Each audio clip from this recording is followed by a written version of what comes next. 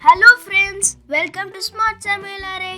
சிறுதானியங்களிலேயே சிறியது மற்றும் சிறப்பான சாமையில் 6 மடங்கு அதிகமான இரும்புச்சத்து மற்ற எல்லா சிறுதானியங்களை காட்டிலும் அதிகமா இருக்குங்க. அப்பேற்பட்ட சாமையில ஒரு அட்டகாசமான வெண்பொங்கல் தான் இன்னைக்கு நம்ம சமையல்ல பார்க்க போறோம். எப்படி செய்யறதுன்னு பார்க்கலாம் வாங்க. தேவையான பொருட்கள் பார்ப்போமா? 2 கப் சாமை, 1 கப் பாசிப்பருப்பு, முந்திரி 10 அல்லது 15, ஒரு பச்சை மிளகாய் 1/4 டீஸ்பூன் பெருங்காயத்தூள், சீரகம் மற்றும் மிளகு தலா 2 ஸ்பூன், 3 டேபிள் ஸ்பூன் நெய்,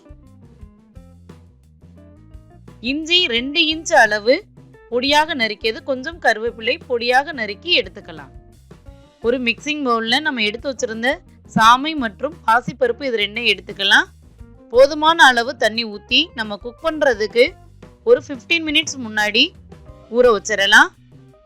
இப்போ ஊறின அரிசியும் பருப்பையும் நல்லா வாஷ் பண்ணிட்டு குக்கரில் ஆட் பண்ணிக்கிறலாம். 1 டம்ளர் சாமைக்கு 3 டம்ளர் வீதம் தண்ணி 7 டம்ளர் ஊற்றிக்கிறலாங்க. ஸ்டவ்வை மீடியம் ஃப்ளேமில் வச்சுட்டு அரிசிக்கு தேவையான அளவு உப்பு சேர்த்துக்கறலாம். குக்கரை க்ளோஸ் பண்ணிட்டு மீடியம் ஃப்ளேமில் வச்சு 2 விசில் விட்டு எடுத்துக்கலாம். நம்ம சேனலை சப்ஸ்கிரைப் பண்ணுங்க, பெல் பட்டனையும் கிளிக் பண்ணுங்க. எங்க அப்டேட்ஸ் உங்களுடன். 2 விசில் வந்து முடிஞ்சிருச்சு. குக்கரை ஓப்பன் பண்ணி பார்க்கலாம். அரிசி பருப்பு ரெண்டுமே அளவான தண்ணியோட அருமையா வெந்து வந்துருச்சுங்க. ஜஸ்ட் அரிசி பருப்பு ரெண்டையும் மிக்ஸ் பண்ணிக்கலாம். பொங்கல் வந்து நம்ம கரண்டியில் எடுத்து விட்டோம்னா தளர்வா அந்த மாதிரி விழுகணும். அப்பதான் 6 நாளும் பொங்கல் டைட் ஆகாம இருக்கும். இப்போ பொங்கலுக்கு தேவையான தாளிப்பு என்னன்னு பார்க்கலாம்.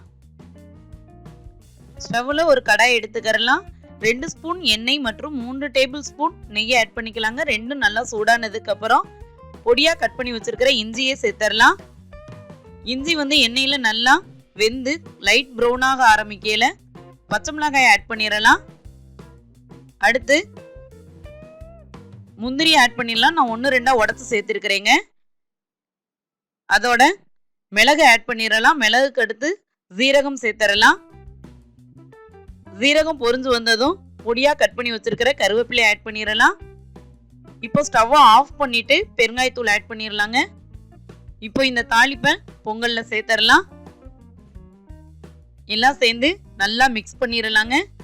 நான் வந்து மிளகை 1-2 உடச்சு சேர்த்துருக்கிறேன். நம்ம முழுசா சேர்த்தோம்னா பொங்கல் வந்து அந்த டேஸ்ட்டும் கொஞ்சம் கம்மியாகும். எல்லாம் எடுத்து போட்டுருவாங்க. இதுனா பொங்கலோட சேர்ந்து ரொம்ப நல்லா டேஸ்டா இருக்குங்க. சத்து மிகுந்த சாமை பொங்கல் ரெடி ஆயிடுச்சுங்க. அளவில்லா நன்மைகள் கொண்ட சாமை வெண்பொங்கல். சிறுதானியங்களை வரவேற்போம், இயற்கையோட இணைவோம். செஞ்சு பார்த்துட்டு உங்க கமெண்ட்டை எனக்கு சொல்லுங்க. தமிழ் இனியது, நம் சமையல் சுவை மிகுந்தது.